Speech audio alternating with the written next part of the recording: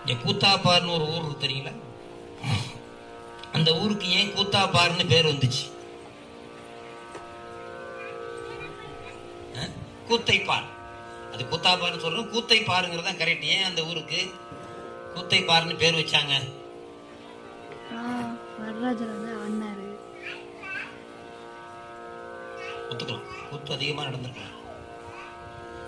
அதாவது இந்த அந்த கூத்துல இருந்து நீங்க சொல்லிட்டீங்க, அந்த வேர்டு கரெக்ட் தான்.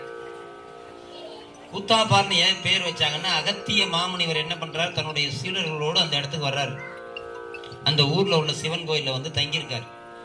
அப்ப நம்ம இந்த மாரி ஒரு சீடன் கேட்கறான், நம்ம சீக்கிரம் சிதம்பரம் போகணும், போய் நடராஜருடைய நடனத்தை பார்க்கணும், கூத்த பார்க்கணும், வாங்கன்னு கூப்பிடுறான். அவர் சொல்ற, நீ ஏன் சிதம்பரத்துல போய் பார்க்கணுங்கிற, இங்கேயே உனக்கு காமிக்கிற, உட்கார் அப்படின்னு எல்லாரையும் வரிசையா உட்கார வைக்கிறாரு. இன்னைக்கு சிவன் கோயில்ல போனீங்கன்னா சிவனுக்கு பக்கத்துல ஒரு மேடை இருக்கு. டெலிவிஷன் அப்பயே வந்துருச்சு. எல்லாரும் உட்காருங்க, அமைதியா உட்காருங்க, நடனத்தை பாருங்க அப்படின்னு. சிதம்பரத்துல ஆடிய நடனம் அங்க தெரியுது. எங்க தெரியுது? கூத்தன் ஆடிய நடனம் தெரிகிறது, டிவி மாரி தெரியுது.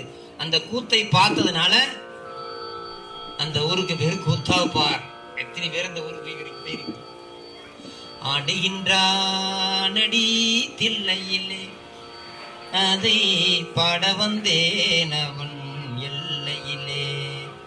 திங்களும் ஆட சூலமும் ஆட, விரிசடை மீதொரு கங்கையும் ஆட, ஆடுகின்றானடி தில்லையிலே. அந்த கூத்தை அங்க பார்த்ததுனாலதான் அந்த ஊருக்கு பேர் கூத்தாபார்னு வச்சாங்க. இது மாரி அதிசயம் நிறைய நிறைந்தது இந்த திருச்சி மாநகரம். இன்னும் நிறைய சித்தர்கள் கண் முன்னாடி உலாவிக்கிட்டே இருக்காங்க. நம்மளை கிராஸ் பண்ணி சித்தர்கள்லாம் போயிட்டே இருக்காங்க.